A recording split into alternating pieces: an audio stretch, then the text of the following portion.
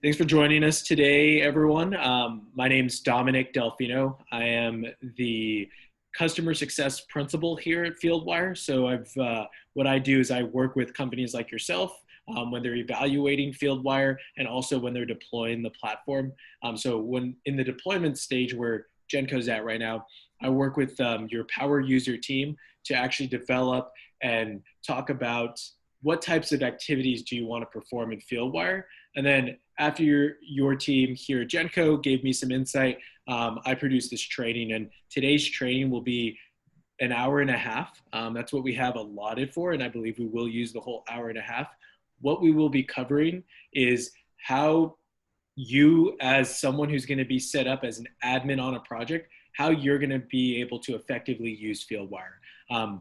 As I've told your team here, it's important to know exactly what you can do, but also what you can do to remove things on the project. So we want to make your team aware of the capabilities as an admin, and you hold a lot of power. And we'll go through each of those steps and processes that you're able to produce as an admin on the company account or on the project account.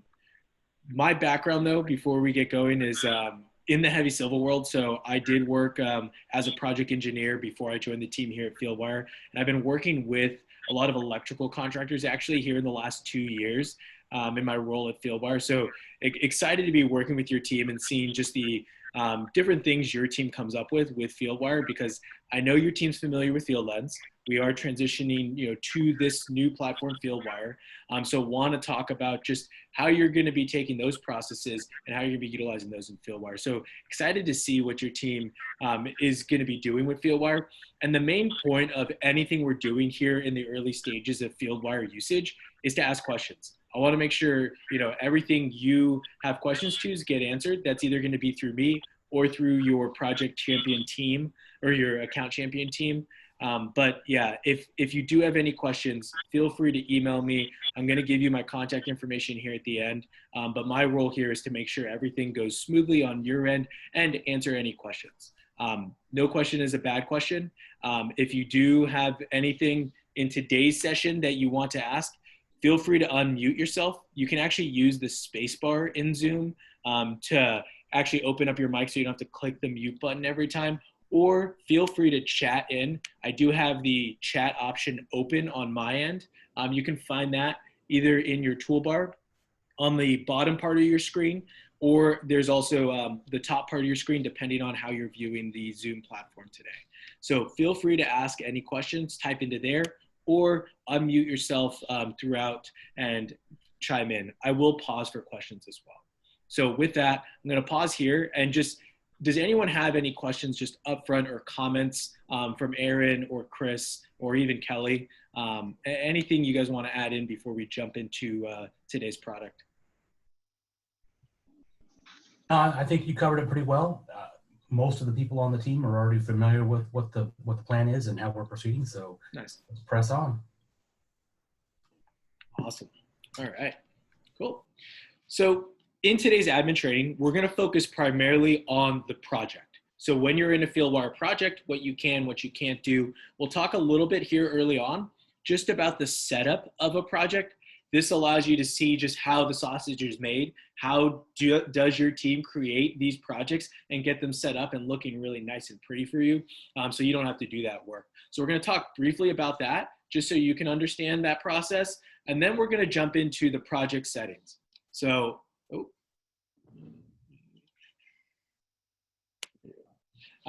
so what we're going to do then is actually go into the project, show you how to upload and invite users to the project, show you what the different capabilities as far as project user permissions are, and then we'll jump into the document management side. So the fun part about this is we're actually going to go through the uploading process of plans, and then we're going to dive into the uploading process of files, and then we're going to talk about how to mark those plans up. Power outage. They can go down. Okay, we're online. And then after, sorry, Dominic, can you guys mute your microphones? Yeah, thanks. I think I caught that one, wherever that was. And then once you do have those documents uploaded, we're going to talk a little bit about the marking up, how to navigate that. on your computer. And then the last couple things we're going to talk about, and more importantly, are the tasks. So when you go into the tasks at Fieldwire, I know you're all familiar with FieldLens and how that look and feel and those actions are created in FieldLens. Want to show you that same process in Fieldwire. And then we'll talk briefly on the forms. Right now, when it comes to forms in Fieldwire, I want to introduce that. It's a new concept for your team when it comes to just something that you maybe didn't see in FieldLens. So I want to talk briefly about that. We'll let Aaron chime in on just a little bit about the process going forward with Jenco on that. And then lastly, want to show you just how to get information out of Fieldwire if you ever need to. So that's important as an admin, just to understand your capabilities there. So we have a pretty packed schedule today, getting you through. I'm going to try and go as slow as possible. I do get excited about Fieldwire, so I do move fast, but I'm going to slow it down just to make sure we do have everything answered, and you're going to be able to really get hands-on learning with this platform. So first things first, want to show you how we set up a project in Fieldwire. So when you're looking at logging into the platform, some of you may have already seen this, may have already been invited to projects, but this is what you're going to see when you log in and create your user profile. You're going to see a projects page. You're not going to have as many project tiles as I have here, but you will have, probably what we usually send is just a little sample project. I wouldn't worry too much about that, just because it is limited in what you see and what you can do on there. In today's training, I'm actually going to invite you to the project as I set it up here, and then you're going to be able to go into that project and see, how your user profile looks, how the project looks, and play around in that, almost like what we call here is a sandbox environment. So you can do anything you want. It's low risk. Just don't be afraid to mess around with that project once you get invited. So you're going to see your projects page here. These are all projects that I have access to. So anything you see within here, you're going to be able to click into it, go into that project. Now, if you ever did create a new project, you're going to be able to do it up here, click new project, and then inside you're going to see a pop-up window come in, and then it's going to ask you to create the projects. Now, most of you on here will not be creating projects. That's going to be set up from an administrative standpoint at Jenco, so you'll actually just be invited to the project and be able to access it. But I did want to show you just how this process goes about. So create new project, click in here. I can click Jenco, we're going to call this Jenco admin training. And then I can enter a project code. It is optional, and so I don't need to, but we'll create this one. And then what you're doing at Jenco is actually creating projects from a template project. So Aaron's done a great job already of setting up a template project at Jenco. It's called large project template. So now I just scroll down to large project template. This is one that is set up by Jenco, and you're going to see some options come up once I select that project. This allows for us to copy over some items, more high-level metadata associated with the project that people will be able to carry over into those new projects. The reason why we have this option is to create that consistency in what you see on a project. Now, obviously the plans and some of the tasks will be different and the people will be different, but we do want to have that consistency in what you're seeing from a high level, so you don't have to relearn how your project team is using Fieldwire when you jump from project to project. So I'm actually going to copy over everything from this large project template, and we're going to click create.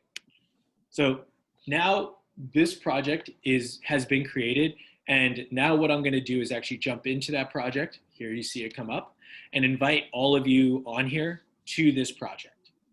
So I have the option to upload plans, go through this workflow, but I'm not going to do that today. So here I'm in the project. You're seeing here on the left-hand side, this is what we call the menu option.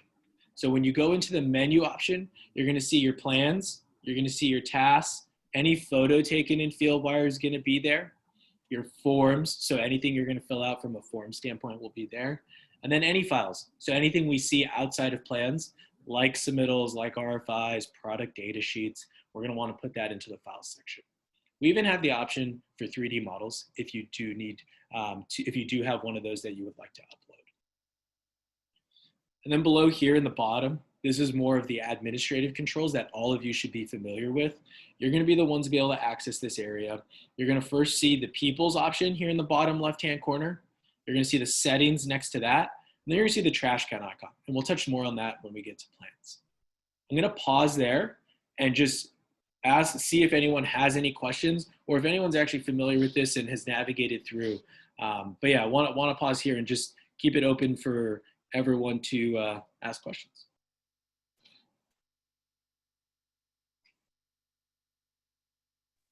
Perfect. Nothing yet. Awesome. Well, that's good. I just make one comment real quick. Go for it, Chris. Thanks. No questions, but comment. Just like you pointed out, the 3D models, so everybody knows this is a BIM view, right? It's like the best way to explain it. Yeah, BIM viewer. Yeah, so it's built right into this. So for everybody on the call here, then they can understand that we have the capability to view the model right here. Yeah, and if anyone does have any questions on that, please reach out to Chris, reach out to Aaron, reach out to myself. I can talk more about that. I'm not going to cover it today because I know it's not necessarily every project you're going to get one of those. But yeah, it's a great way just to access the model without having to have like a Revit license or a Navisworks license. You actually can just view it here in the application on the web app or also on your mobile device. So yeah, great point there, Chris. So next I want to cover is the users. So you might have seen when I did click clone over people, I actually selected, let's copy over some of the people. So on the large template project at Jenco, you're always gonna have these people on the project. Not myself, but because I created the project, I automatically am added as an admin on the project. But you're gonna see everyone, this is really your, a lot of people on here are part of your champion team for Fieldwire. So if you do have questions, these are your people, but they're gonna be on every project when you come in. But if you did need to invite more people to the project, whether that's your foreman, superintendents, some of the field team, or if it's the other project managers or APMs or project engineers, you're gonna be able to add them in here, go invite new members. You're gonna see a pop-up, it's gonna say invite members, add their email address. I'm gonna show you a little bit of just an easy way to mass upload people into here. Say you did have an email list or something like that from like in your inbox from Outlook, you actually can just copy and paste data in here. So I have our whole list of users on today's training. I'm gonna copy them, and then I'm actually gonna go in here and click paste. And so what this is doing is actually adding all those users. You'll see everyone populates here as a member. I'm actually going to, we can go here and change some people to admins, but I wanna show everyone just, when I am switching these up from admins to members to followers, I'm gonna switch up some of you to admins. I'm gonna move some of you to followers. But once I click this over here and say invite, it's actually gonna send an invite to all of you on this project. And what this allows you to do is go in here and you're gonna get an email, and then it's gonna say Dominic has invited you to the Jenco admin training project. So I'm gonna click send invites, and then I can add a message just saying, hey, this is for the training, and then send. So all of you should be receiving emails here in the next minute with that invite to this project. And you're gonna be able to see, just once you click on that, it's gonna ask you if you haven't created a login or a credential yet, it's gonna ask you to create that first. So it'll say, hey, give me a password, what's your name, what's your title, which company you're with, phone number. It'll ask for all that great data. But once you do that, you're gonna go to that projects page that I showed earlier, and you're gonna see that Jenco admin training project on here. So all of you are, it looks like down here, some of you have already been logged into Fieldwire because it's showing you in here. But if you hadn't been logged in, it actually shows, oh, you've been invited. So now you're gonna be able to go in there, create your account, and then once you set it up, it'll change your name, it'll add your company info in there and your phone number. So for those of you who are members, you're gonna be able to go in here, click into each of these users down below, doesn't matter who it is. You're gonna be able to say, actually, Chris, you're not an admin on this project, we're gonna make you a member.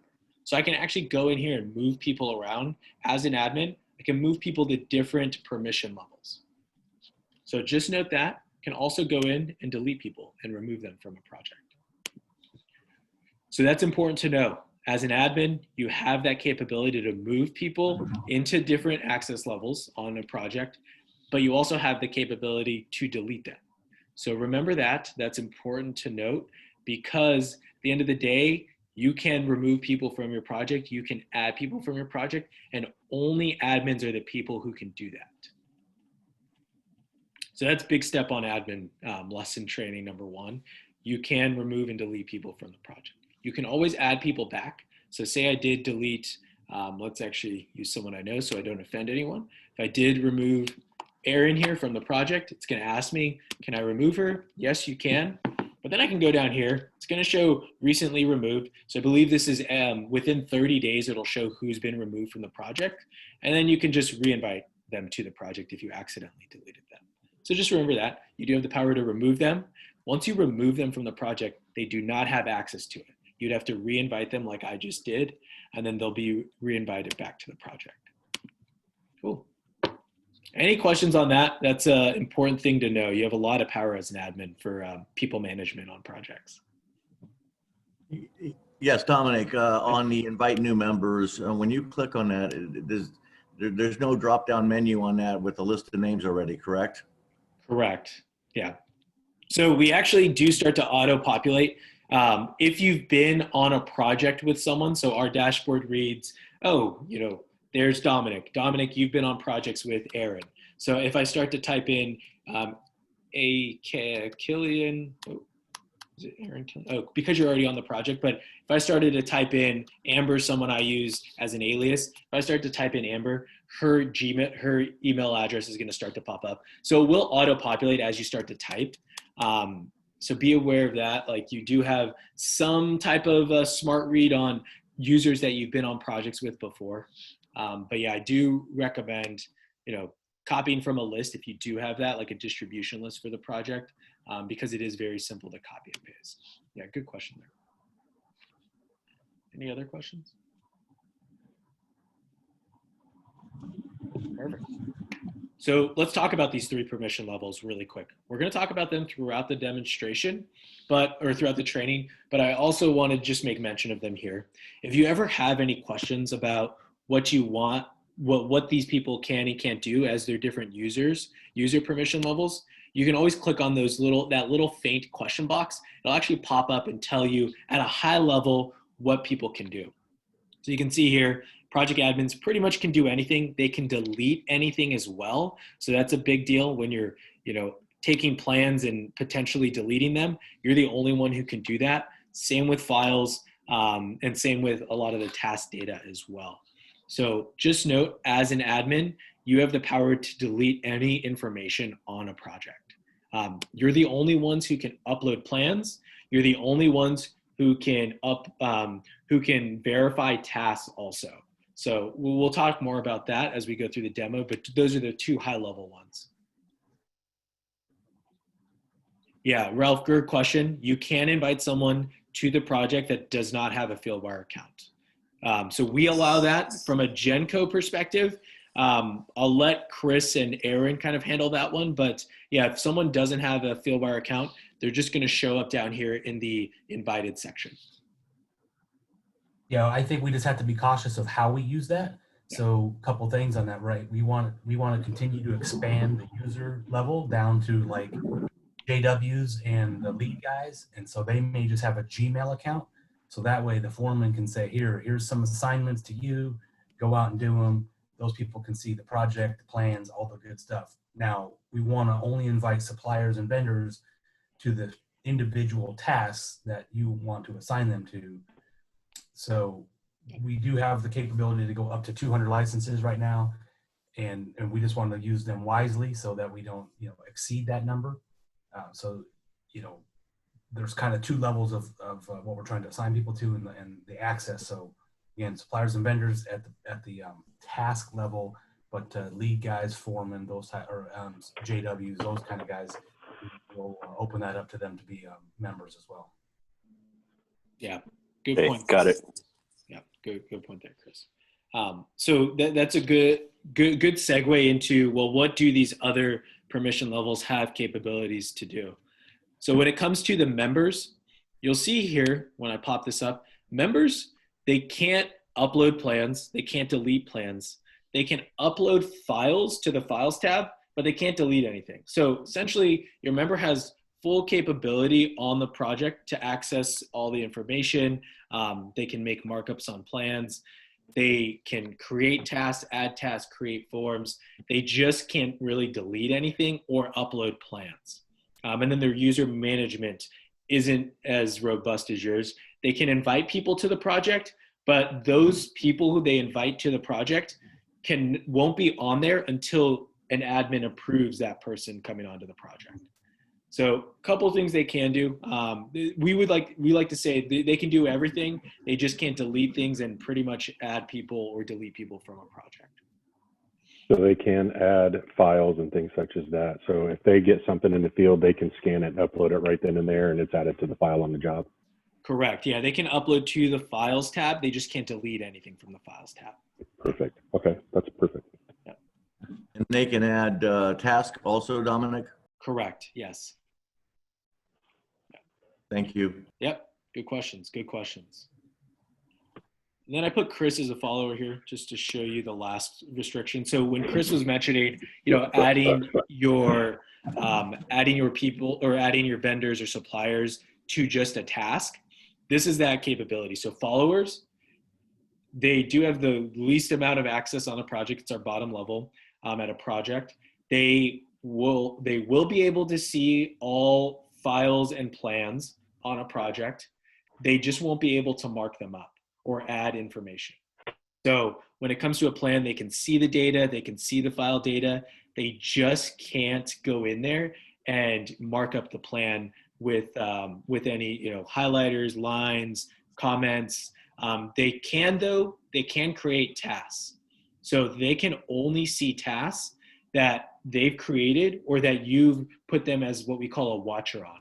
So they won't be able to see all tasks on a project. They're only going to be able to see the ones that you or a member has either assigned to them or tasks that they've created. So they have a very limited view on which tasks they can see on a project. Hey, Dominic, does a follower use up a license? Yes, they do. Okay. Yeah. Cool. All right. So we'll touch more on these as we go through more of the training today. But when it comes to users, we've shown you how to invite users and talked at a high level the user permissions and how to move and navigate people from a user standpoint. One other thing you might have questions on is this in the right-hand corner here. This actually shows you if the people you have invited to your project are covered under your account. So because I created a Fieldwire project here today, these people are actually covered under my account that have the $sign highlighted here. So I can hover over that. This user is covered by the project account. Because we have, R. Sinclair here, and we have, Jay Meacham, because they haven't been invited to a Jenco project, I'm actually covering them right now, but once they come under a Jenco project, they'll be covered under the Jenco account. So this gives you access and understanding if you do have, say, a GC or a sub, and maybe they have bought their own and purchased their own Fieldwire license, you will actually be able to see like if you're paying for them or if they're covered by their own account. So just a note on what this means over here. The only people who will actually be able to see that are your admins on the account. So it's more of the account managers on the account. So more the Chris, the Aaron, the Erics, the Christines of the account team at Jenco. So some of you may not see this, but some of you may, and that's what this is referenced to. So now we're going to go into the document management side. So I'm first going to jump into the plans here. So while I introduce this, I want to show you just quickly how I can upload plans, and we'll get that process rolling because it does take a little bit of time to process the plans. But it's as simple as me going in here, new plans. I can drag and drop files from my computer. You might have seen my browser open earlier. So that's what I'm doing here. So I'm actually going to cover up or go in here and select a couple plans. We're going to select this. We're going to select my civil drawings, electrical drawings, and general drawings. I'll actually throw in my structure drawing there too. So I can go in here, I'm gonna drag and drop these in. Very simple. Go in here, drops in, and so now Fieldwire is taking each of those PDFs that I uploaded and processing them. So I want to make a note about what I did on this upload and what types of files I uploaded as it's processing. So you're going to see here, I have my different files. So each of these that you're seeing throughout here that's named individually, these are actually individual PDFs. So when you upload plans, individual PDFs are going to take the name of the file. So all these plans from A1.01 to A6.08, they actually are going to be named that, whatever the file is named here. When it comes to PDF packages, like my civil drawing and my structural Rev 5 drawings, because those are packages of PDFs, so multi-page PDFs, I believe civil drawings has somewhere around 10 drawings and structural has somewhere around like 4 or 5 drawings. These are actually, Fieldwire takes those PDF packages and breaks them up and scans inside those plans to say, oh, each of these individual sheets, they're going to become their own plan tile in Fieldwire. And then within those plan tiles, within each of those plans, Fieldwire is going to start to scan the bottom right-hand corner to find the name of those plans. So let's jump back into the platform just to show you what I mean. So all those individual PDFs, A1.01 to A6, and then I had a couple electrical drawings and a general drawing. Those are coming in, Fieldwire is processing those, and it actually is naming those automatically because it was an individual single page PDF and had a file name associated with it, and it takes that file name. Now, when it comes to the packages of drawings, civil drawings, structural Rev 5, Fieldwire actually said, all right, I got 10 plans here. I'm going to break up each one into its own individual sheet, and then I'm going to start to scan the bottom right-hand corner for the name of those plans. So you can see here it did a pretty good job of naming.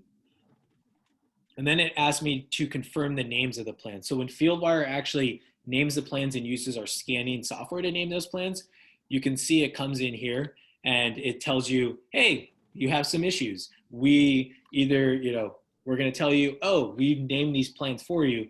Before we actually name them and process them, we need you to confirm them. So in the top right, you get to confirm these plans here. Go in, confirm individually. Confirm. I can see all these look good. I'm actually going to trust Fieldwire here to say, yep, you brought in all these plan names properly. Let's just confirm all of them. So I can go in there, confirm all. And then now all these plans are named.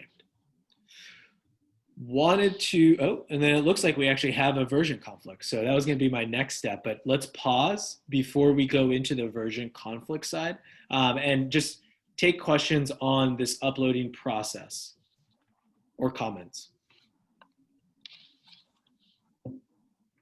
So I'd like to make a comment. Just for administratively, we have 2 project coordinators.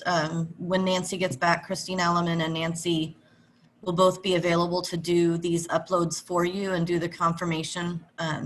It can be a little bit time consuming to confirm the titles. So that's something that's available. Just if you are requesting that from them, please send them a message with a direct link to the drawings you want uploaded, rather than please upload drawings for this job, because then they'll have to go searching and they may not be able to find the right plan set. And I'm afraid we're going to have situations where the wrong drawings are in the job. Perfect. Awesome. Thanks, Aaron. Any other comments on this? I do think it's important for you to see this because as admins, you are going to have this capability. So some of you get really into Fieldwire, it is pretty easy to upload. And we'll show you how to upload, especially when those new versions come out, how to upload and resolve any versioning that happens on a project. Yeah, we'll pause here. Dominic, I have a question. Does that do you have the ability to choose to slip sheet the new drawings, or does it always stay separate? Yeah, no, we're going to slip sheet. Yeah, we'll slip sheet. And that'll be the next part of this training. I got a quick question also, Dominic. Yeah, go over, Ralph. Hey, what about the drawing description? We have the sheet numbers, but what about the descriptions? Are you going to get into that at all? Yeah, we'll touch on that next actually too. Okay. Yeah, perfect. Yeah, both good questions because it leads me to my next comment or parts of the training. So when it comes to the sheet description, Fieldwire only names the plans upon upload, but right after you upload, all you have to do is go in here and make sure you select the sheets with the same title block. And I know all these sheets actually have the same title block except for the structural. So I'm selecting the sheets with the same title block, and then Fieldwire is going to ask you or allow you to go in here and scan for that description. So you go up here, you come in with that description, and you can scan for the sheet number. We're not going to always pick up the sheet number properly, so that's why we have this option for you to scan in the sheet number. And then we'll actually go in and scan the description. Now you might notice something as I pull the corners. You might see here this arrow, because I'm pulling up and away in the top right hand corner, it's actually taking the arrow and it's telling me what this does is that arrow is saying which way to read the text. So if you ever have a title block that's tilted, going left to right or up to down, you actually can tilt your head here and use that as to say, Fieldwire, use your OCR scanner to start scanning the name of these plans going this way. So just note that if your title block isn't set up perfectly, we do allow you to have that information read in a vertical context. One other thing I'll note when doing this too is you'll notice I'm not including sheet title in there, because when you tell Fieldwire to scan the area for that description or that sheet number, we're actually scanning everything. So this sheet number, I don't want sheet number or sheet title to come in to my description for the sheet. So I'm actually not going to include those. And then you'll see here too, I'm going to turn off sheet number because the sheet numbers are already read properly. I'm going to say, let's scan the description for the description. And once I click process, Fieldwire is actually looking in that title block for that scanned area on those sheets for the name. And this is what allows you to come in and bring in that description. Does that help answer the question there? I think it was Ralph who asked that. Yes, sir. Yeah, yep. Perfect. And you'll see hey, here. Dominic, Yep. this is Kevin. Just a quick question. When you're viewing these in the field, do you have to view them as individual sheets, or can you scroll through, a bundle, like all the electrical drawings would be in a bundle that I could just scroll through, or do I have to select individual sheets? No, yeah. When you go into a plan, say I'm clicking into site plan here, I can go in here and you'll notice in the bottom left-hand corner, we have the ability to scroll between sheets. I can also use my arrow key. So I'm actually not clicking on those. I can use my arrow key on my keypad to just scroll left to right for those specific sheets or through the sheets. So Very good. Yeah. Thanks, sir. No, good question. Good question on navigation. So yeah, we have those selected. You'll notice some other ones didn't get named because I didn't select those. But same deal. These title blocks are a little different, so I didn't want to include those. But if I did want to go in there and select those, I can go through that same process. And Dominic, can we edit these descriptions? Only admins can edit these descriptions. Cool. Very good. Yep. Perfect. Cool. So next we're going to talk about version control, because that's an important process in anything, with today's age of design build projects. We want to make sure once the project's uploaded, you get your IFC set, there's new revs, new design packages get released. We want to make sure those get updated. So what I'm going to do is actually upload a new set of plans. And because I already have, my first version up there, I'm going to go ahead and select these. Click out of this.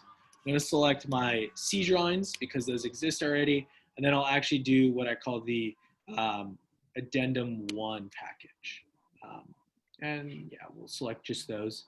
It's not many drawings, but it gives you an idea of just when I do have new drawings, how I upload them. So some of you may go through this process. If it is just one drawing, want to upload new plan, going to drag and drop you in here, or drag and drop those plans in. What Fieldwire is going to do.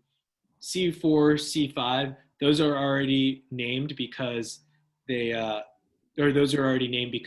a single individual PDF. But then the addendum 1, this is again doing that process of breaking out those individual sheets and then saying, all right, well, let me scan for these and find those names of those sheets. So you're seeing those two come up. Once Fieldwire finds the name, these are also going to conflict with versions. But anytime Fieldwire reads, hey, S1.02, that plan already exists. Or in this case, too, C4 to C5, that plan already exists. Fieldwire is going to say, all right, you have a version conflict. So you can either click on that plan tile, and what it's going to do is pop that up and say, oh, this is S1.02. Here's that sheet that you uploaded. That's the new version versus here's that existing sheet that's already in the system. It's already been processed. And then once you want to version it, all you have to do is click here, select add as new version. And then what that just did was slip sheeted that plan. All right, so it looks like C5 and C4 have processed. So now it takes me through that next flow of here's the other sheets that need to go through. And you need to either say, yes, this is a new version, or if maybe this isn't a new version and you're like, I don't want it to slip sheet or overlay on that old sheet, I actually want it to be its own version, you can actually change the sheet number. Because we recognize, someone, all right. Because we recognize sheet numbers as their own individual unique number and only that number can be associated with one plan tile, if I did change this to say, let's make this in here, R1, it actually says this is a new plan. There's no sheet that has this existing already. Does that make sense to everyone? I'm just gonna pause there. Cool.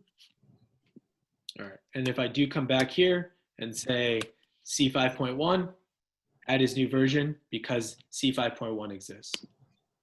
Had a question. Does Fieldwire mark the date the plans were added? Yes, it does. And we'll go through that too as well. So add his new version, C4.1, good. And then now these are still processing. Want to make a quick comment on some of the things you've seen. So you've seen the upload, individual sheets. You've seen how to scan the names to get the description in there. But what I also want to show you is, or just draw your attention to, is actually those plan folders have been created every time I upload sheets. Individual sheets, you actually notice they actually just went into our all plan section, but those PDF packages, because we recognize, hey, when you upload a PDF pack, you want to know, well, what was uploaded in that package. We're actually going to create a folder every time you upload a multi-page PDF. So you upload that multi-page PDF, you might have noticed some of these are familiar, Structural Rev 5, Civil Drawings, and Addendum 1. So those have all been uploaded as bulk PDFs or multi-page PDFs. And because maybe myself as a project manager want to organize the plans in a specific way on the project so I can bunch them together. Someone mentioned like, oh, I want to view all the electrical drawings together. What Fieldwire does is it allows you to add new folders. So only admins can do this. So here, maybe I want to say one general, create that. I can go in here, let's create another folder, want to create 2 architectural, and then maybe I will create one that just says, we'll just use electrical, we won't use the numbering system. And then we'll do one more to say 3 structural. 3 structural. So what I've essentially done now is created a folder system. And you'll notice here, 1, 2, 3 all show up here. And then all those other folders, A, C, E, S, show up below. So when creating folders and wanting to have a specific order for those folders, Fieldwire defaults to an alphanumeric ordering system. So numbers will always be, when it comes to numbers, they'll always be on top, and then it'll go in alphabetical order after that. So just be aware of that. That's why I did this numbering system to say 1, 2, 3, and maybe my electrical, I want that to be at top because we are an electrical company here. So I can rename the folder and go in here to say, let's say 0 electrical. And so now I can do that. And then I can start to move the appropriate files or the appropriate plans into their respective folder.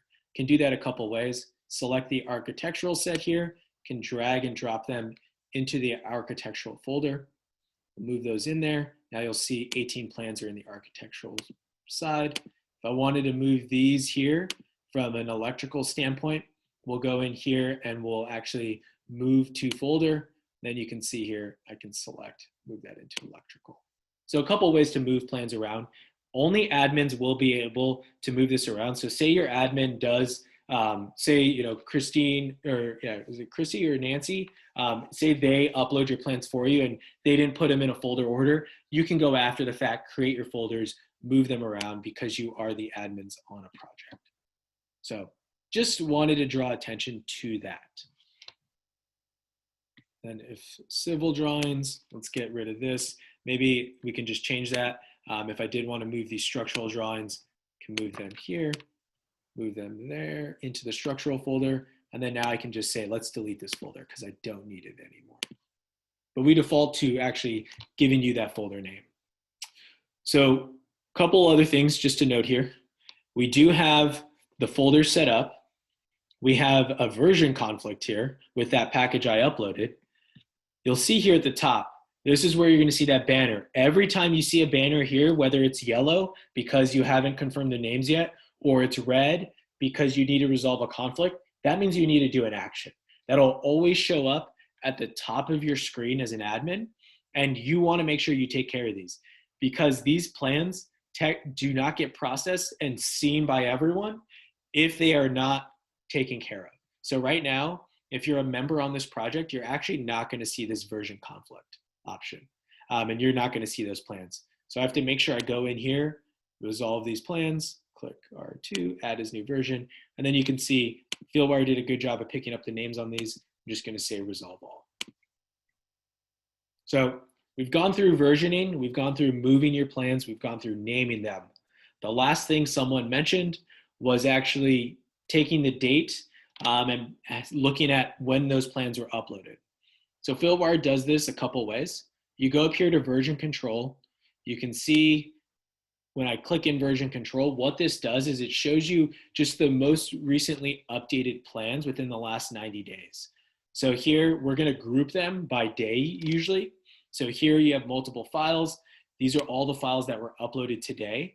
And you're going to see each of those individual files. It shows who uploaded that plan and when it was uploaded down to the minute. So some of these plans I updated more recently, like addendum 1 here. What you're noticing is version description.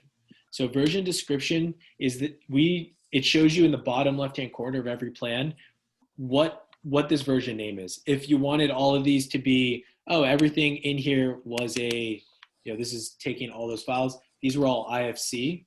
I can go in here, name all of them IFC. And what that does is it changed the version description to IFC. And now I know addendum 1 actually is an IFC, but I want to change it to say rev 1, and maybe these other files too, those C4, C5, uploaded those after the fact as well. I think those are different versions. So I want to be able to edit those as well. So we'll collapse down.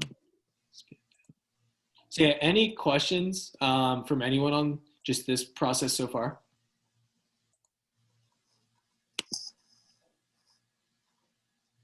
Cool. All right, so that's plans. Those are the main things I wanted to show you just on plan, upload, versioning, manipulation. What we'll go into next before we actually go into marking up plans is just uploading files and talking about just the file management. So first things first, on the file side, we're going to the files tab. So remember, this is different. Plans get processed, they get updated, they get a name, they get versioned. Files, actually, they're a little bit different. They are treated as the individual file. So anything like, I like to say, probably your current system where you're uploading and having, I think Aaron and Chris mentioned this yesterday, you have your PM folders, you have your foreman folders. This is exactly what you're able to do and set up in the file section. So you can go in here, create new folders, click, PM folder, and maybe at the PM folder, we'll just create. You'll see those access levels. We'll draw your attention to that a little bit later. Create the foreman folder. And maybe, we're just going to create the RFI and submittal folder in here too. So we'll create RFI and submittal folder. So pretty standard. You're going to be able to set these up. Or, you can long-term, Jenco might set up make this part of the template so you have that standard set of file folders when you create your project. But you'll see here, created my folder structure, and then now I want to start to add individual files into those folders. So for this example, we're actually going to look at just my RFI. So here's some RFIs I have pre-set up, and if I wanted to upload those to that folder, I can go in here, select new file, upload new files. Same way we did plans, select and drag and drop. So we'll select these ones, drag and drop them in here. And then now these will start to process and get uploaded into the system. Looks like I didn't hold it all the way.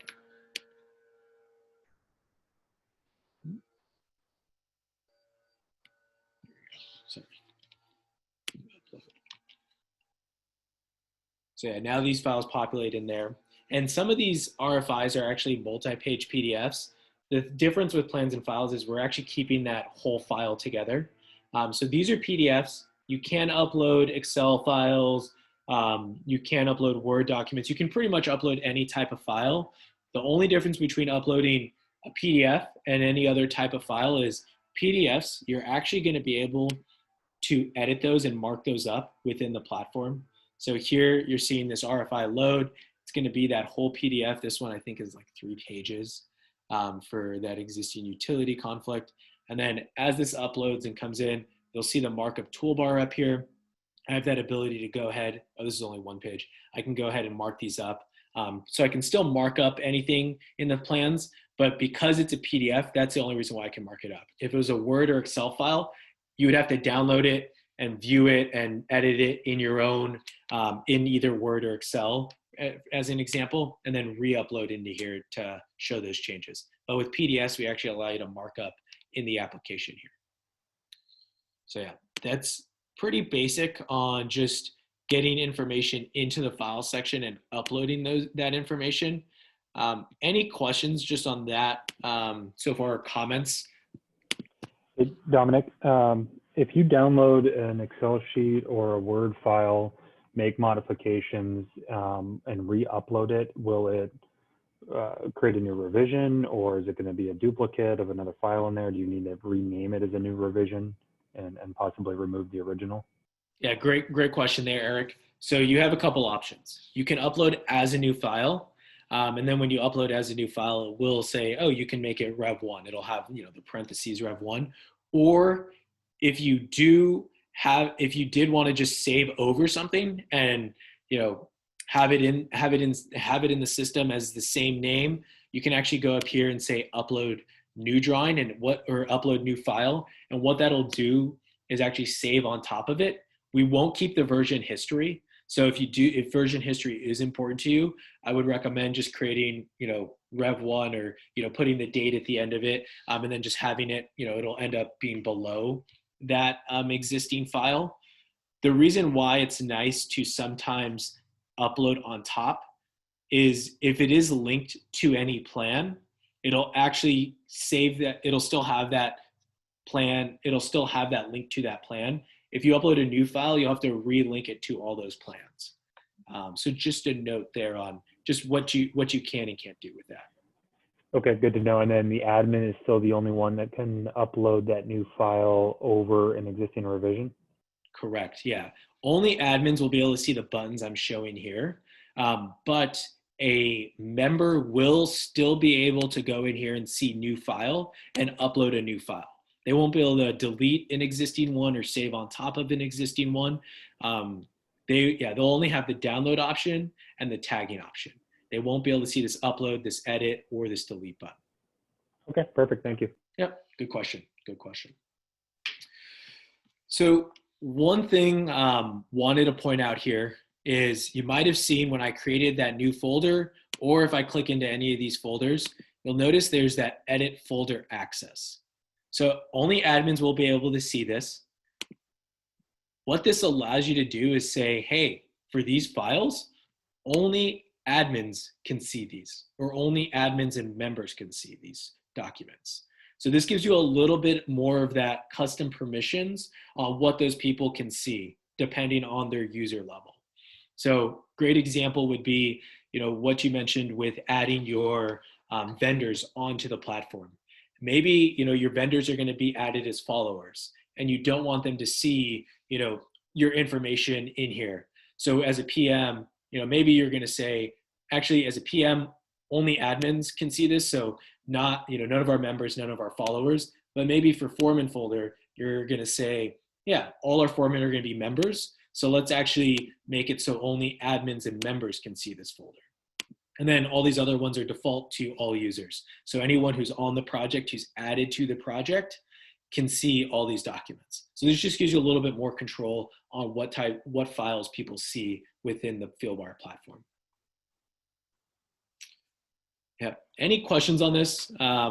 Pretty basic, pretty standard, but that element of the access restrictions on folders just adds a little bit more depth in what you can do here. But yeah, wanted to just point that out. Any questions on this? Comments?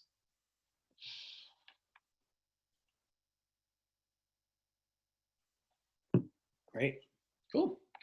Sounds like it's all self-explanatory. That's good. It's good. So now we're going to get into the fun stuff.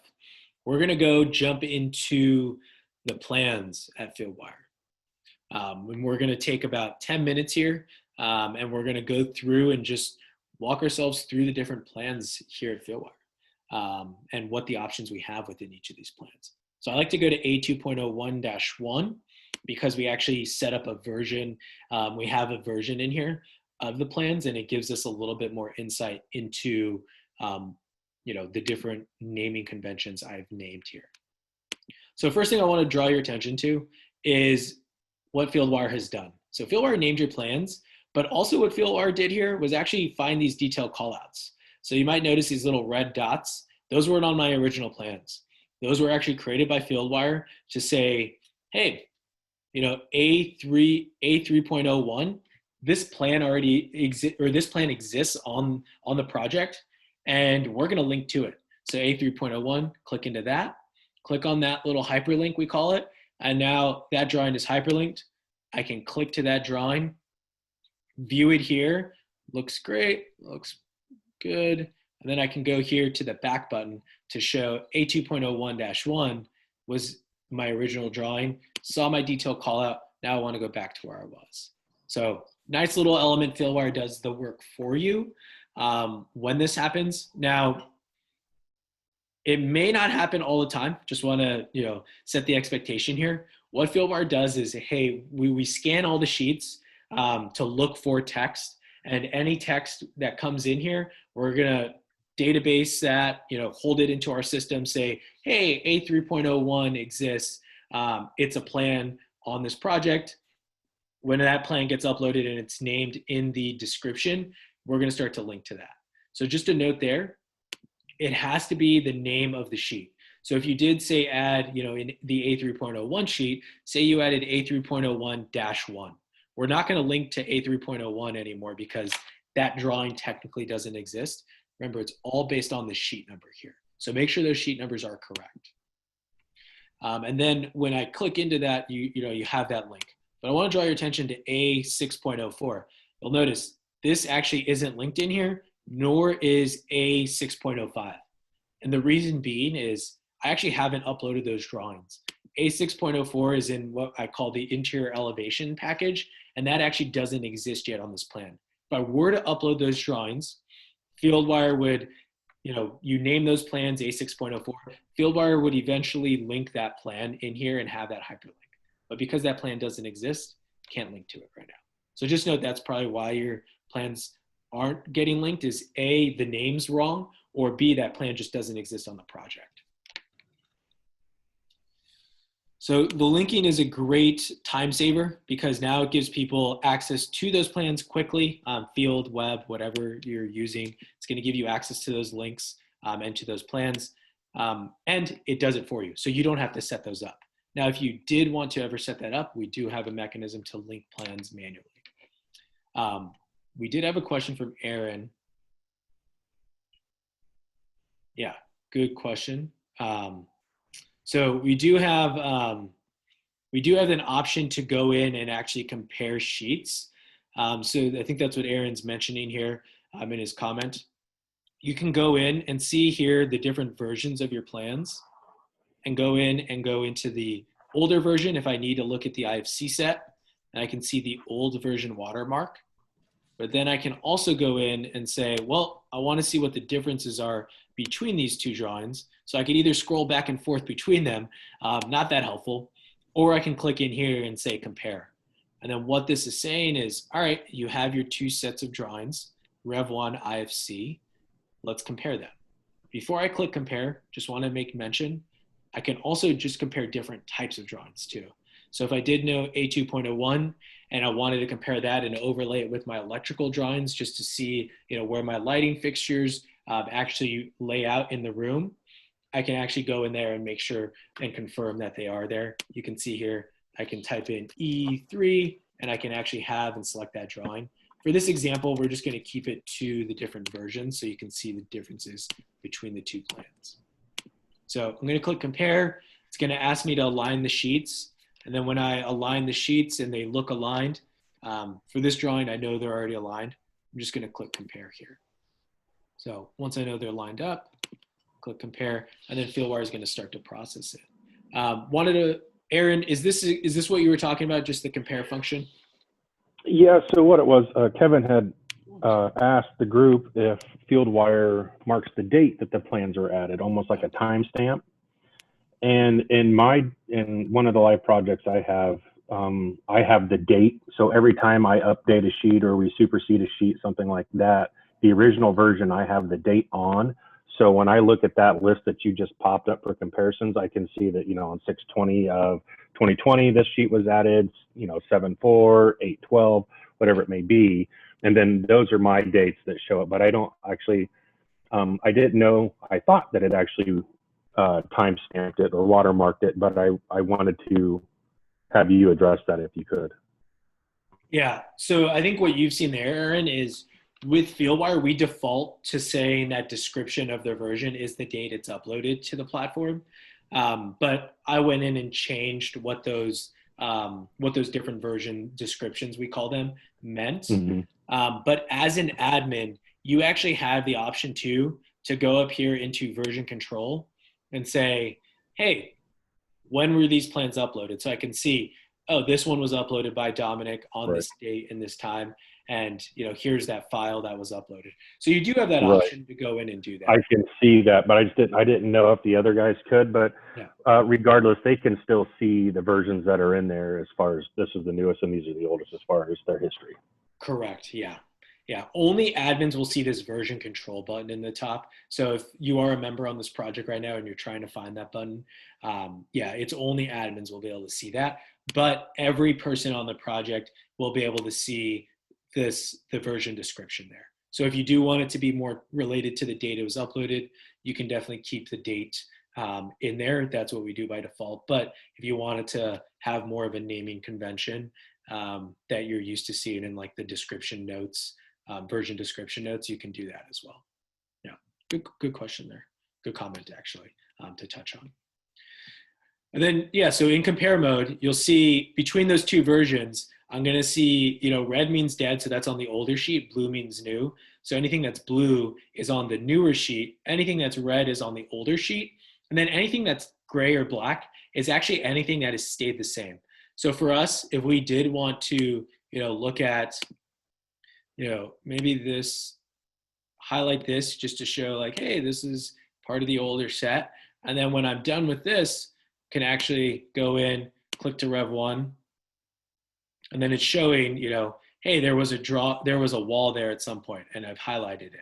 So it always shows that markup on the newest set of drawings. So wanted to show you just quickly how to compare, how to mark up, and then we'll talk about the toolbar here next, even though I just briefly went into it. But any questions on compare before we move on to just the capabilities on the marking up of plans?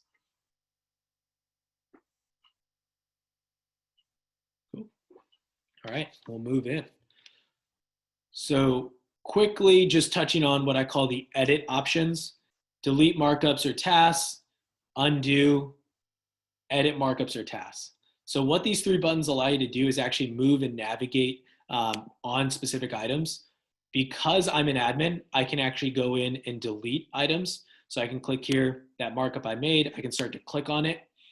I can delete that because A, I'm an admin, but if I was a member, I could also delete it because I made the markup. So members can actually edit or delete their own markups, and admins can actually delete any markup. So just remember that when you start, everyone will see this option. Only people who are admins can actually start to just click freely and delete everything. Members, they can click this, but they're only going to be able to edit their own markups or delete their own markups. And then the undo button, you saw me just work my magic there. That undo option works when you do make an edit, as long as you're staying in the same, what we call a session, so in the same screen, that's when you're going to be able to edit. If I did leave, or you're going to be able to undo. If I did leave the plan and came back to it, we're not going to allow you to undo because you left the session. So just note that undo button only works when you're staying on the same plan sheet. And then this just allows you to move, this edit button, it allows you to move around the markups you see here. And same deal, members can move their own markups, admins can move any markup on here. Coloring, allow you to have different colors to be utilized throughout the throughout your markup experience. And you'll notice here on the right-hand side, we have what we call the private color. So that private color means only you can see that markup.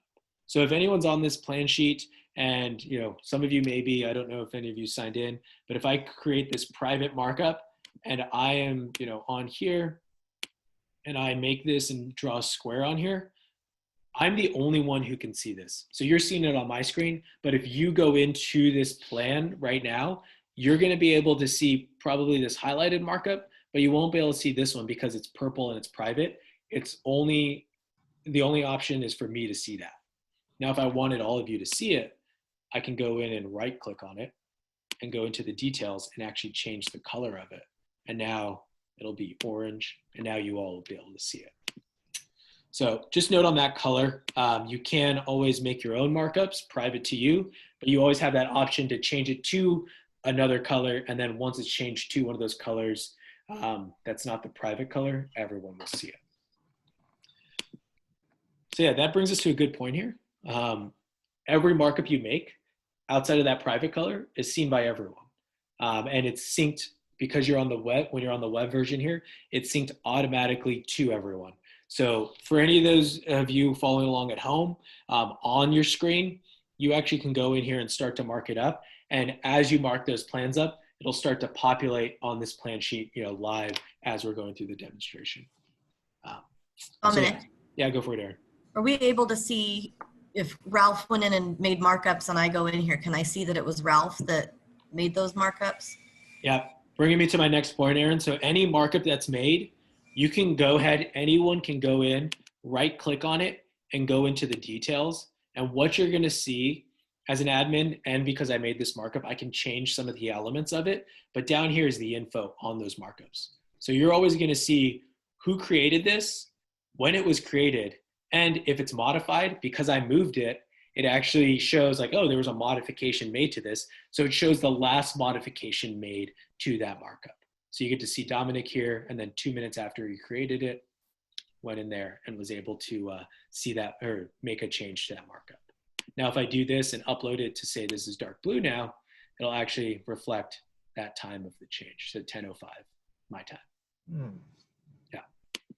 So you always have that option to go in and view those markups and also change, when these markups meet. So I've seen a lot of our electrical contractors take their line diagrams and actually highlight line diagrams, set them up so they do mean different colors, and it shows progress on each of those diagrams. That's just a workflow I've seen done, but you can start to let your wheels spin on, well, yeah, we want to see when things are updated. We want to use colors to show those updates, but you always get to see those details, and you can always go in and move or edit those colors, and also see when those colors or when those edits are made. So if I even wanted to make this a little thinner, I can go here. I can make it less opaque too. So a lot of markup options here. Now, when it comes to the types of markups, I've shown you just what we call the highlighter markup, and then also what we call the shapes markup.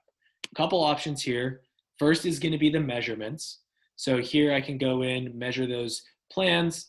I can calibrate them. Very easy to go in here, calibrate a plan sheet to say, all right, here's my little tool, my little scale. If I wanted to calibrate it, I can go in here, pull a measurement and say, hey, this measurement is 4 feet, sets the calibration for the entire sheet. But because this sheet's already calibrated, because I have my markups here, I can go in and pull measurements. And so let's just see what this width is. By no means is this going to be an exacto measurement. I like to preface that ahead of time. We're not, a CAD software. We do use these for just quick, effective, what we call, field-friendly markups. I like to say it's very similar to how you would use your scale ruler. It's not exact, but it does get you really close to that measurement that you're looking for. So that's the measurement side.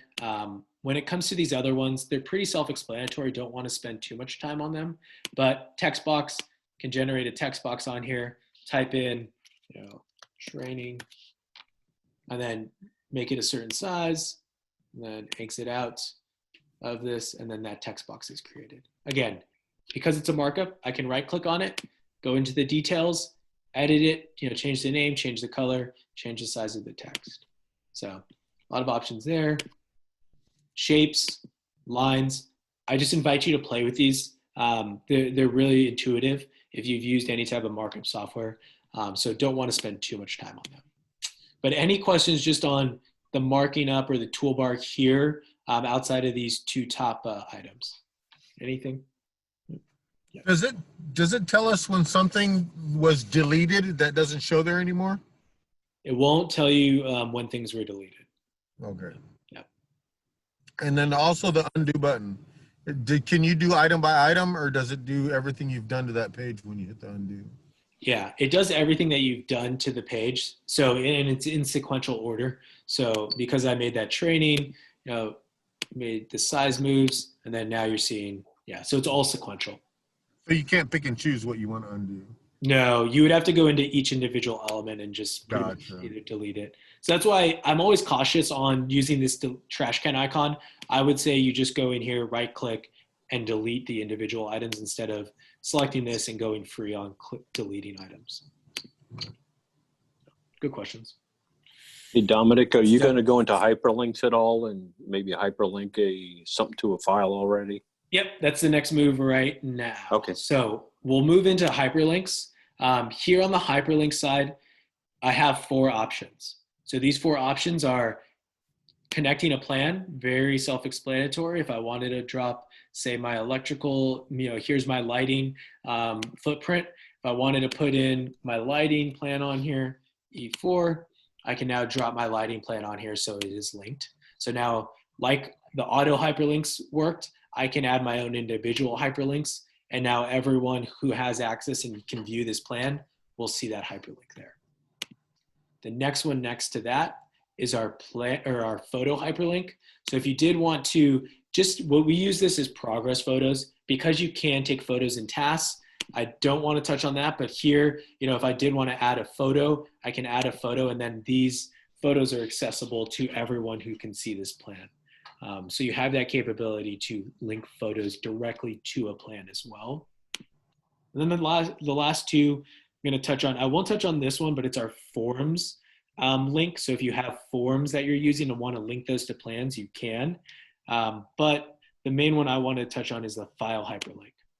So you saw me upload files earlier. RFI submittals were the ones I uploaded, but it can be, any of the files that you've uploaded. You can actually go in here and say, hey, I want to link that RFI for, let's go material conflict. I can link that RFI on here. And now, because that RFI is linked, I can click on it, pull up that PDF and view what that file is that you've linked here. And so anyone can view this. So this is great when you're doing product data sheets, submittals, RFIs. Maybe an RFI changes a plan sheet, but it doesn't update that. You don't get a new version of the plan. Just post that RFI to that plan, so everyone knows, hey, when I'm viewing this plan, oh, I have to recognize this RFI, and they can pull it up and quickly view that document. So RFI links, you can also, I pulled it from the Files tab, but maybe you do have a new item or RFI that needs to be uploaded, and you need to drag it from your email or from your computer. You can just quickly drag and drop it in here, and it'll link in there. And it'll also go to your files database. So anytime you upload a new file to a plan, it'll actually log in your files database too and show it on that plan still. So yeah, those are the hyperlinks. These are very useful. I think the files one is tremendous time saver, especially when trying to access information or get data to your field team. So wanted to, make sure we touch on that one. Any questions on that? Great. All right. So we have 18 minutes. So we're going to cover tasks and forms the remainder of this time. So we're going to jump into tasks. So this is a big deal. This toolbar here, create a task, can drop it directly on a plan. And then now I've created a task. So very simple to do that. Probably used to doing that in FieldLens. Wanted to just make mention of it, how you create it here. Also have another option for creating tasks. You don't have to associate them with plans. You can just go into the task tab and click in and say, hey, I want to create a new task that we're going to track. And so what this will do, create new task, click on here, task from tab. So this is just our task from the tab, created from the tab. This is that one I just created on the plan. You'll notice gives me that thumbnail of the plan. We'll call this task created on plan, just to give traceability on this. But there's another way to create tasks, and this is something that when you're setting up a project, they'll actually your admin team will actually set up their own tasks, or set up the task for you. And Aaron's done a good job of creating a task template that'll get tasks uploaded, a mass amount of tasks uploaded all at once. So here I've clicked the import button at the top. Just want to draw reference back to that right next to new tasks. Can go import tasks. Now this gives me some options on what type of information I'm going to be importing. All our tasks have this type of data, these data entry fields that you see at the top. We're going to keep it very simple for this one. I'm going to let's pull this up. So here's what Aaron has created as the task template for Jenco. And these are just project activities that are things you're going to be utilizing on your projects from the get-go. So these are standard that are going to be on here. I'm going to copy this from the template and then go in here and say, let's upload, paste those in.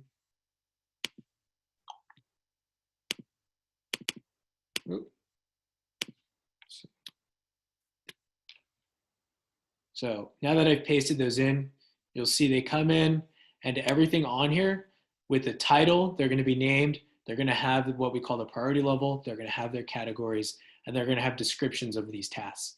So you'll notice just by copying and pasting from that template, I get how many tasks do we have here? It looks like 53 tasks uploaded at once, and I click import. So what this is essentially doing, instead of me going one by one and creating those tasks, it's saying, hey, here's these 53 tasks that are standard on every project. They're going to be set up for you once you import them through this method. So showed you a couple ways to create tasks, one through on plans, one through just creating a new task from the task tab, and then through this method of importing, and this allows you to bulk add tasks. Any questions on this or comments from Chris or Aaron?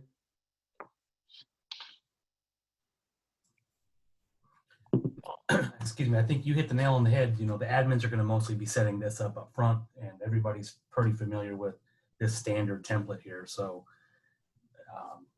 it's good information, but yeah, this should be already set out by the time you even get access to the project. Perfect. Cool. Dominic, there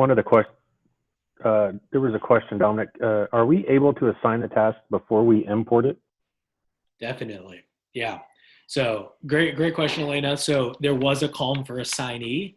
And if you did fill out that assignee column, what it'll start to do is populate based on people's emails associated with their account. So if I did start to, like, with Fieldwire, we want to make it easy as possible. So if I started to just casually type in, someone's name, I can start to do that and see the drop down. So for the assignee email, let's say it was you, Aaron, I can go A Jones and it'll start to populate there. So I could have done that, but because I didn't, on upload, I left that blank.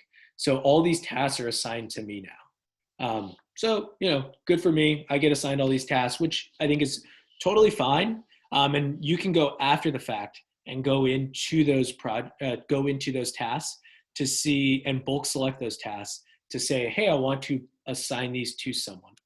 So I'm going to actually just jump into one task just to talk about some of the elements and attributes of these tasks. So the first one is going to be your title. So I've already done that and showed you how to create that title when you create a new task, go in, name it.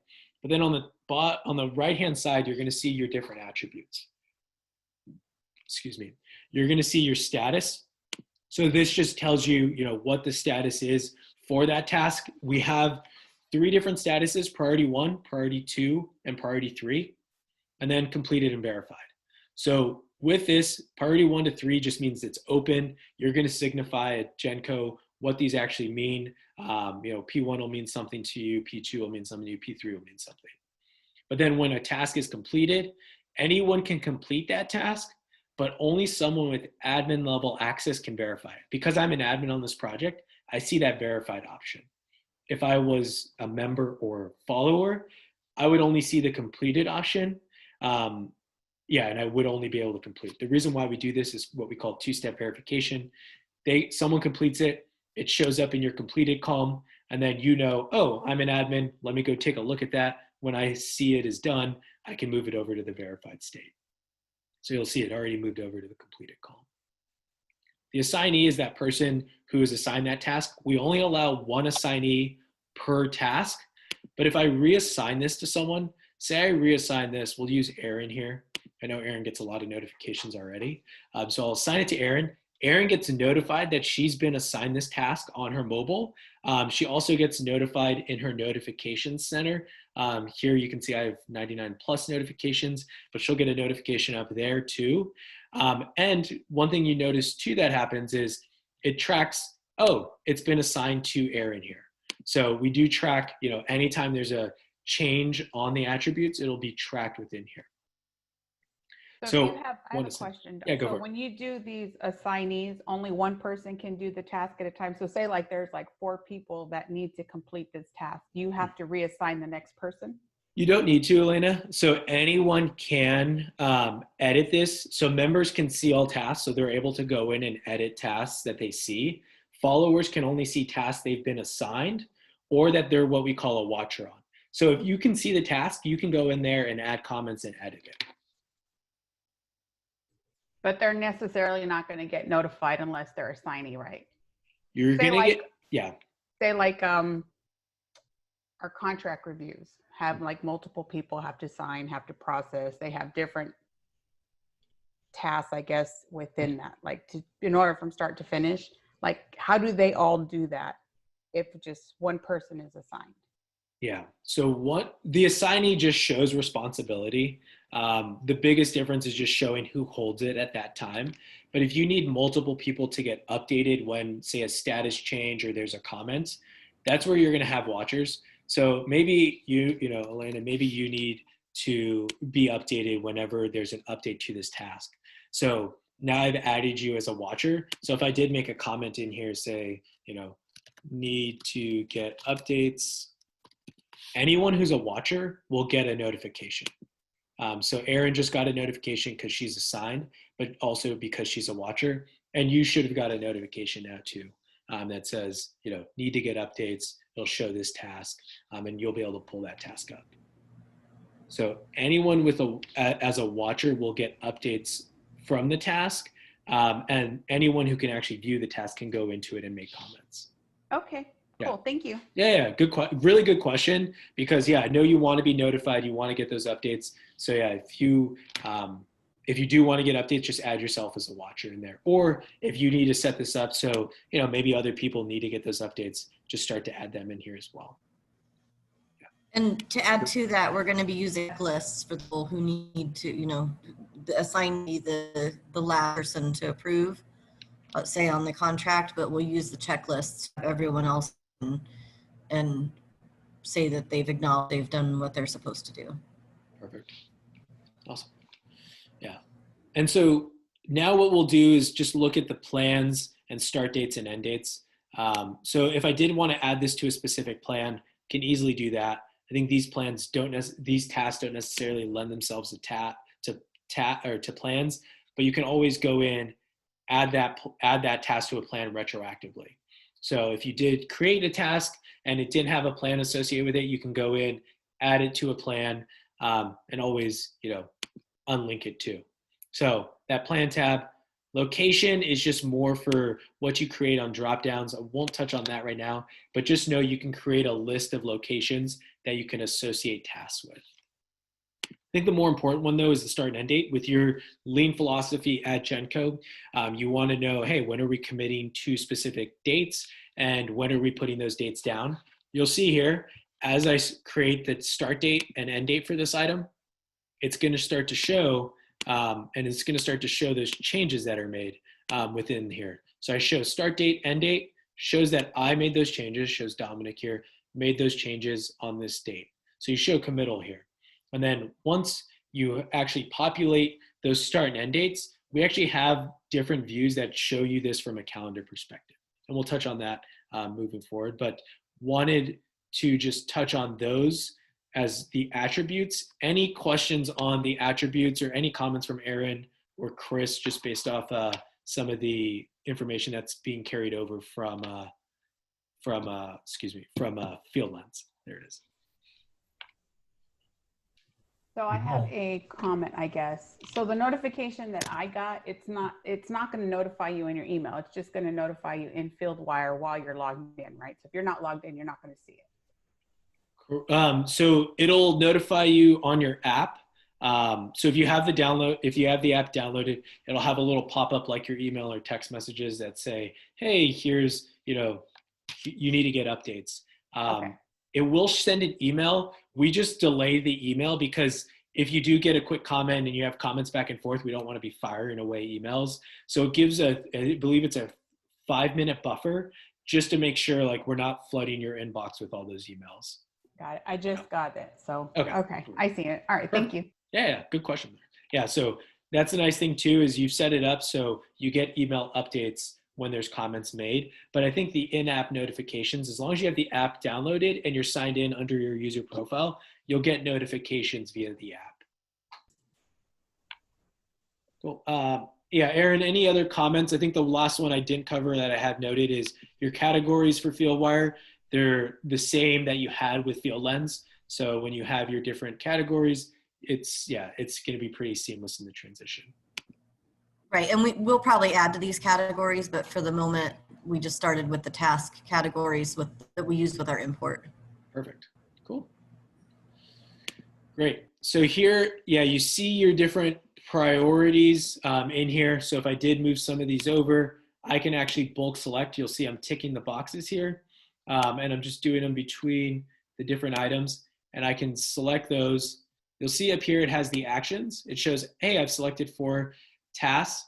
I can go in here and actually drag and drop it to say these need to be moved to P1. So those 4 tasks have now been moved to P1.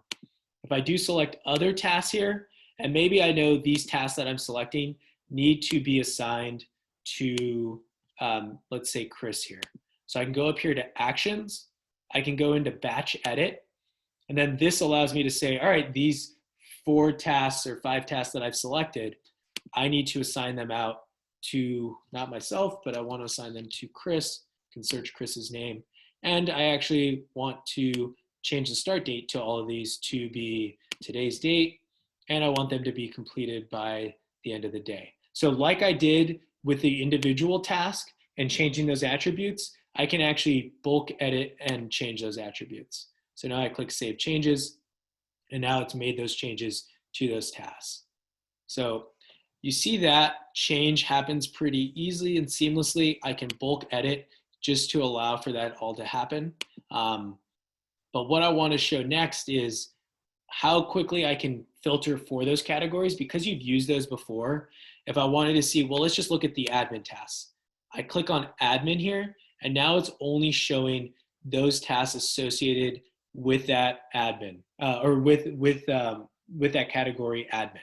If I wanted to see closeout, same deal. So this quickly allows you to navigate through those different tasks.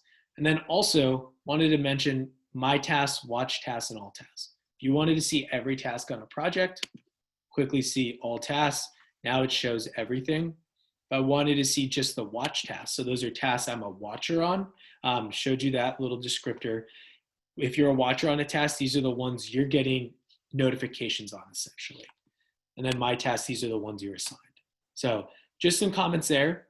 You might notice here, as I clicked into all tasks, some show up, the one that I assigned to Aaron, the ones I assigned to Chris. And because I added those start and end dates, they populate over here in the right-hand side. Now, say one of these tasks was actually moved to a past due date. So let's just go in here to a due date. Maybe it was due yesterday.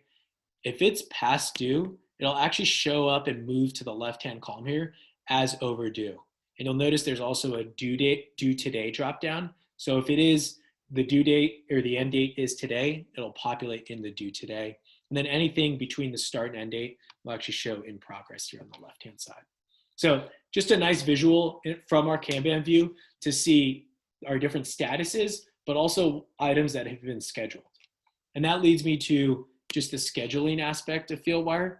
So in the top right-hand corner, you can go in and look at the different views of Fieldwire and how you can see, based on those start and end date that you've added, where specific tasks are at. I can even get more specific, and I can even start to manipulate and move around these items. And one thing I'll show too is these are all tasks with start and end dates. If it doesn't have a start and end date, it's actually going to show up in the right-hand column. And I can go here, start to plan and schedule out each of these activities as I'm talking with my team, as I'm planning. I can go in, start to manipulate these start and end dates. Any questions just on the dashboard navigation right now? I know we're here on time, but I did want to just save a little bit more for the forms, just to quickly touch on those, and about 5 minutes for exporting information. So questions here for the tasks. And we are recording this, so if you do have to hop off, feel free to hop off. We'll send out the recording. You'll be able to skip ahead to the last 10 minutes to look at the rest of this. But yeah, want to pause here for questions on the navigation of the task dashboard.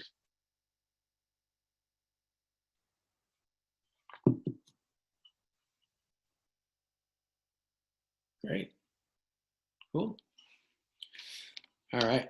So one thing I showed Eric the other day that I actually wanted to just bring up to people, we default to start date, to the start date as the order for our tasks when we jump into the what we call the Gantt view.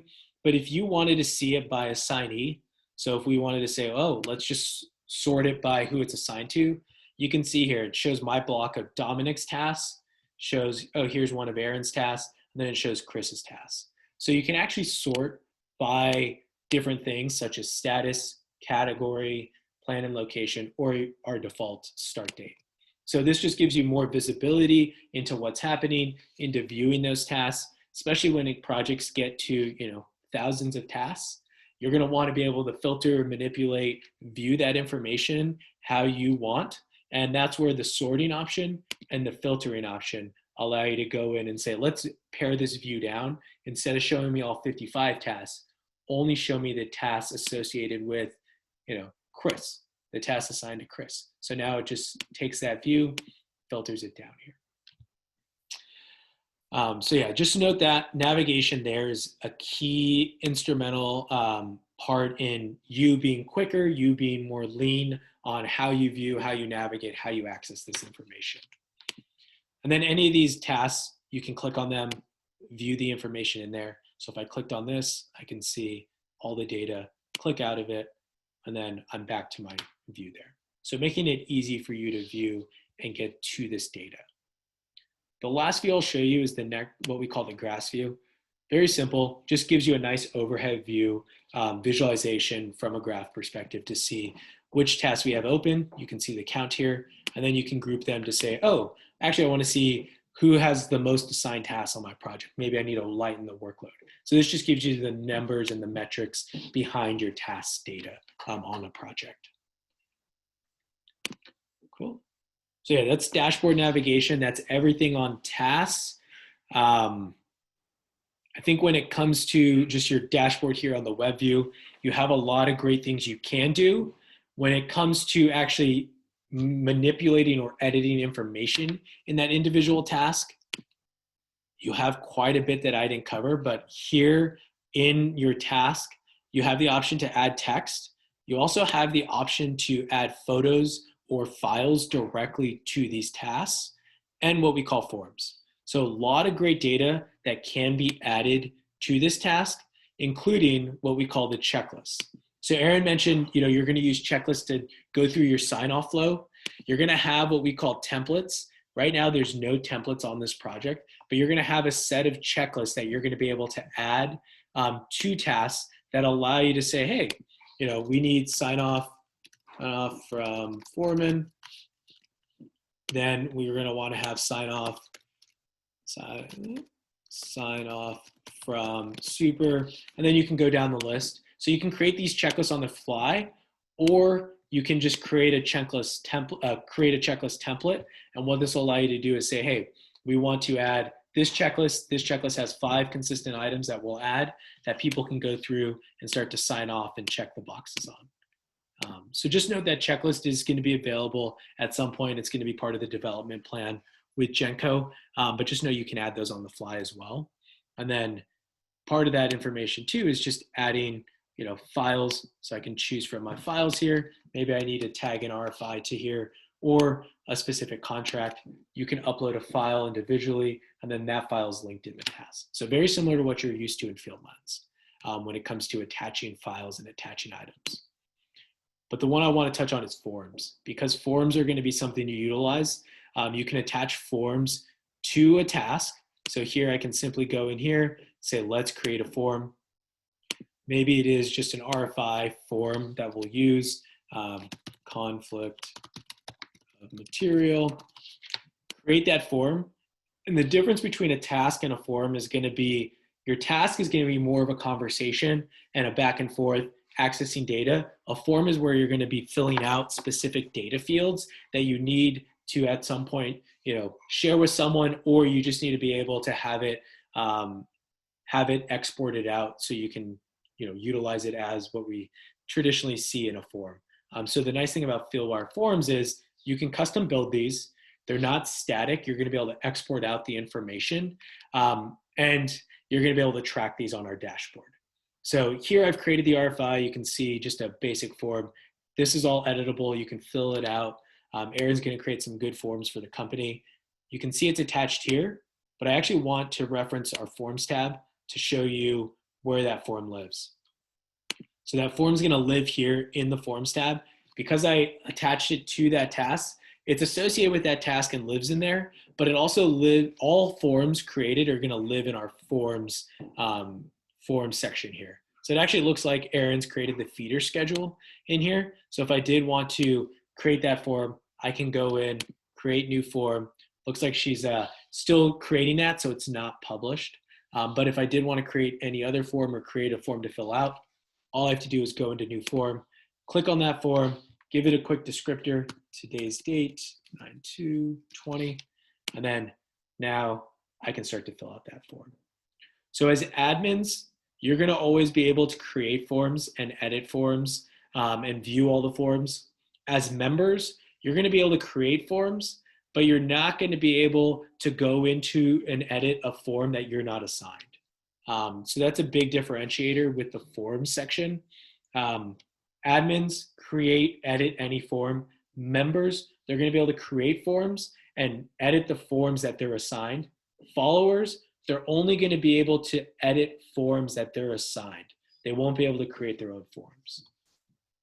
So big distinctions there as admins, just knowing, your different user levels. One thing too to note on the form side, you'll notice Aaron has an unpublished form. Because that form is unpublished, that means no one can create a form. But as an admin, I can actually go in and edit that template or manage that template to see, hey, what's in this form? And then if I want to say, yep, everything in here looks good, can publish it out. So note that if people can't edit or can't create a form, it's probably because it's unpublished. And if you needed to publish it, all you have to do is go into manage templates, publish that form. So quick touch on forms. You're not going to utilize those right away, but we are going to add those as an element that Jenco uses. So yeah, that's forms, just quickly, briefly touching on them.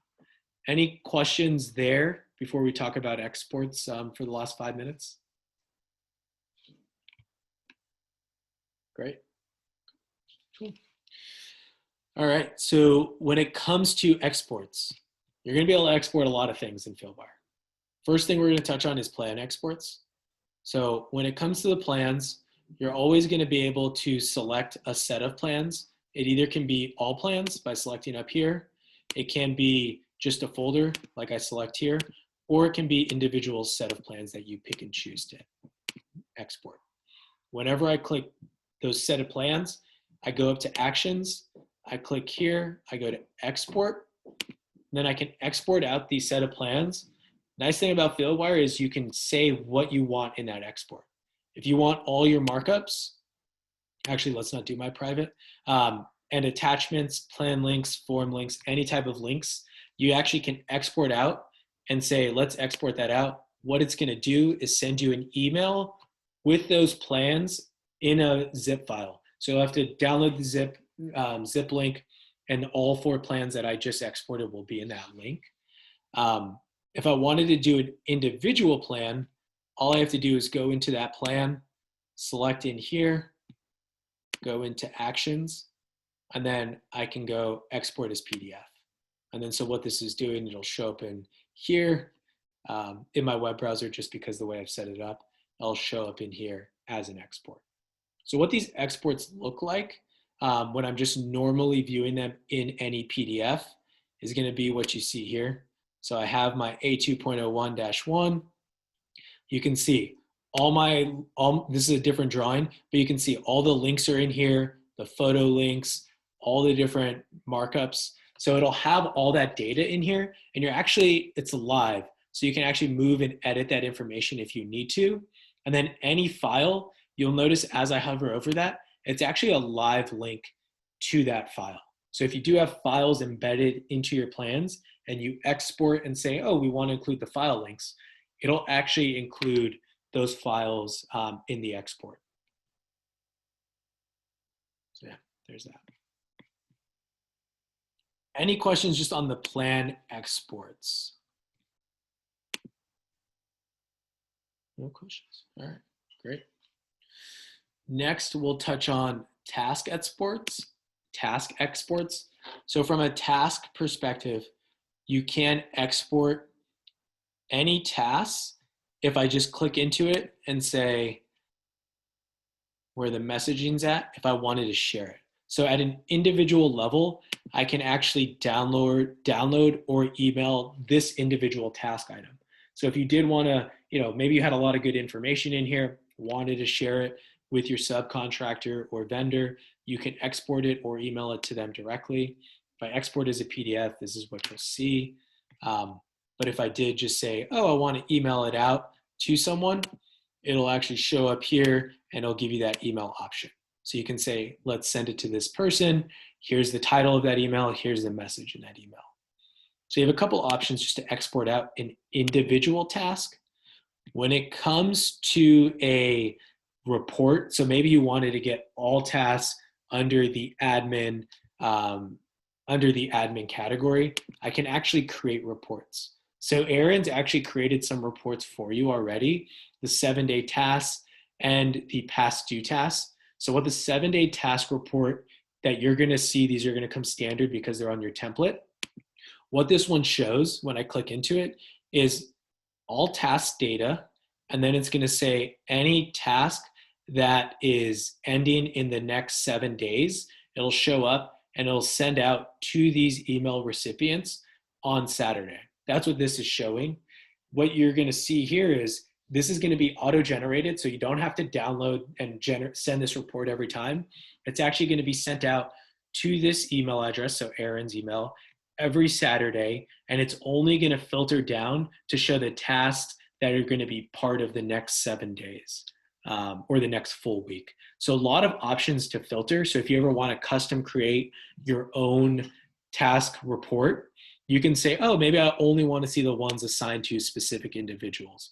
You can select to only see, you'll only have that task report, have those individuals in there or tasks assigned to those individuals. And you can actually set it up to go out weekly, and you can have it set out to go up multiple times a week. So maybe this report I want to send out every Tuesday and Saturday, can do that. And then I can go here and say, yeah, let's send it, let's send it out weekly, or I can say, let's send it out now, which allows you to say, let's just go in here and download directly. So what these reports are going to show though, as you set them up, as you filter them down, you're going to see 3 different types of reports. The first one's going to be the detailed report. So that's what you're seeing here. Here's just a sample of the project name is going to pull in, address if you added that, and then your project or your company logo. So Aaron's already branded it with Jenco. So you're going to have Jenco in the corner. Then it's going to show just which tasks are coming in, and then you're going to have all of those task items in there. So here, this particular one has my checklist, has all the links to the files, has all the photos, has all the communication. And as I scroll down, you're going to see all the tasks associated with the filter that came in. So this is what we call the detailed report. We're also going to have what we call the summary report. And this summary report is going to be very similar cover page. So you're going to have project name, company logo, and then down below, you're just going to have the list of all the tasks. So it's not going to get detailed and show you all the information and all the data. It's just going to have the list of the items. So those are, and then the third report is going to be your CSV. So that's what you see here, just a large data dump. So you can go in, manipulate, edit your information as you see fit.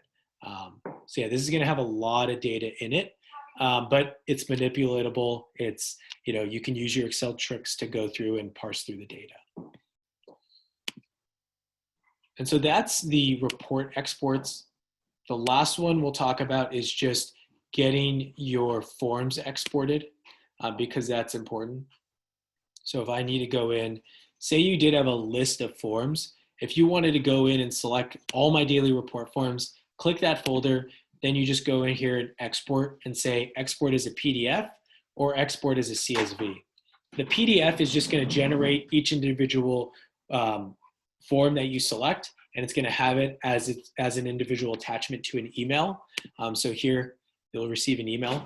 If I did a CSV, it's very similar to my task report here, only it's going to have each individual form. So it'll show all the forms, the ID of that form, and then it's going to have each individual form item on there.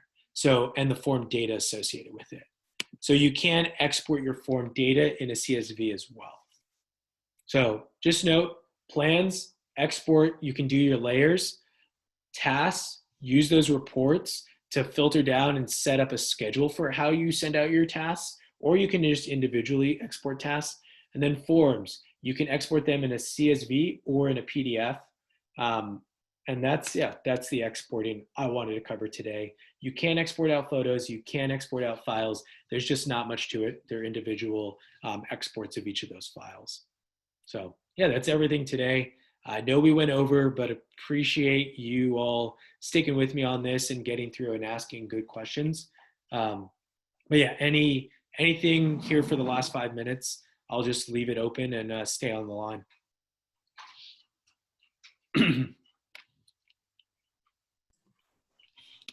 I guess just maybe 2 quick comments. It's kind of in general that I was jotting down. So I just wanted to point out or I guess ask you, notifications, do you have to have the project enabled on your device to get the notification? No, you just need to be logged. Great question, Chris. You just need to be logged in to the app. You have to have the app badge and then logged into your account. And then it'll actually give you notifications on any project you're on. But it won't, if that project's not downloaded, it'll just say, hey, this project's not downloaded, but it'll still show that notification.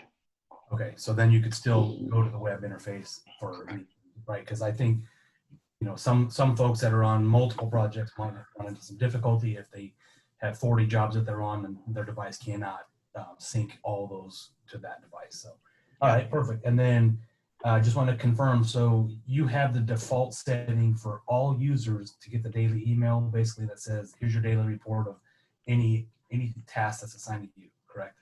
Correct. The Jenco, anyone covered under the Jenco account or on the Jenco account will receive that daily email. All right, perfect.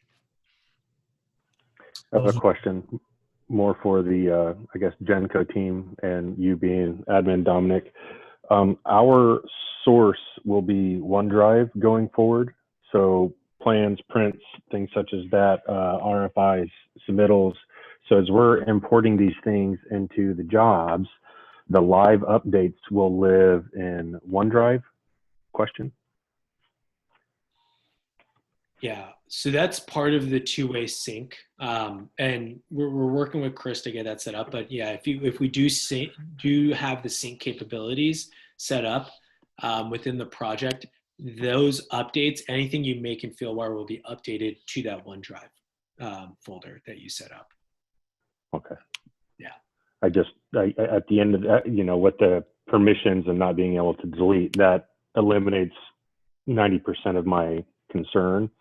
I just want to make sure that what we see on the, I'll say, the server side is getting to the field, and then what the field is sending back to the synced server is exactly that. They're one and of the same. So if somebody opens it up on a file, say at home, and they go in to their drive, I'll see the exact same that the field is seeing at the same time.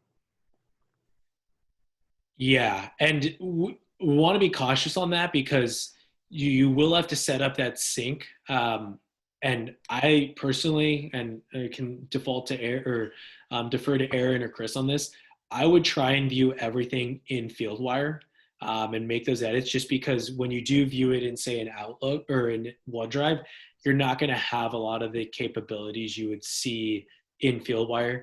For example, tasks won't show up in your OneDrive sync. It'll just show the markups, the attachments, and it'll just have a list of photos that have been taken. So a lot more functionality comes with viewing everything in Fieldwire. Understood. Okay, thank you. Yeah.